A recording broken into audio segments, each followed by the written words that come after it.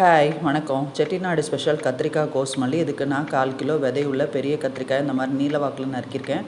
அதை குக்கரில் தண்ணி ஊற்றி கத்திரிக்காயை போட்டு 2 சின்ன உருளைக்கிழங்கு தோல் சீவி 1/2 ஸ்பூன் மஞ்சத்தூள் போட்டு 2 விசில் வர வச்சு குக்கரை ஆஃப் பண்ணிக்கோங்க. இப்போ கத்திரிக்காயும் உருளைக்கிழங்கையும் தனியாக எடுத்துகிட்டு கத்திரிக்காயில் உள்ள தோலெல்லாம் நீக்கிட்டு அதை நல்லா ஸ்மாஷ் பண்ணிக்கோங்க.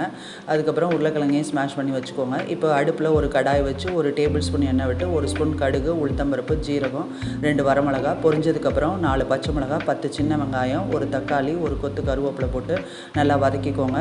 அப்புறம் ஒரு பெரிய நெல்லிக்காய் அளவு சைஸு புளிக்கரைசல் ஊற்றி மஞ்சத்தூள் போட்டு நல்லா ஒரு 5 நிமிஷம் கொதி வந்தோடனே நீங்கள் ஸ்மாஷ் பண்ணி வச்சுருக்கிறத போட்டு நீங்கள் அவிச்ச தண்ணி கத்திரிக்காய் தண்ணியையும் அதில் ஊற்றி நல்லா கலக்கி விட்டு ஒரு கொதி வரையில் உப்பும் மல்லித்தலையும் தூவி நல்லா ஒரு 2 நிமிஷம் வச்சுருந்து இறக்குனிங்கன்னா ஒரு சூப்பரான செட்டிநாடு ஸ்பெஷல் கத்திரிக்காய் கோஸ்மல்லி ரெடி ஆகிடுச்சு. இது இட்லி, தோசை, இடியாப்பத்தோடு வச்சு சாப்பிடும்போது ரொம்ப